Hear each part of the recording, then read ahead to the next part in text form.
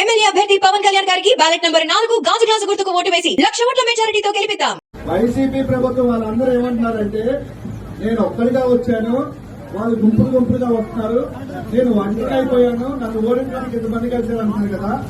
మనందరికీ తెలుసు కదా రామాయణం, అందులో రావణాసురుడు ఉన్నారు కదా. రావణాసురుడు ఒక్కడే, అతన్ని చంపడానికి మానవులు, వానరులు, దేవతలు అందరూ కలిశారా లేదా?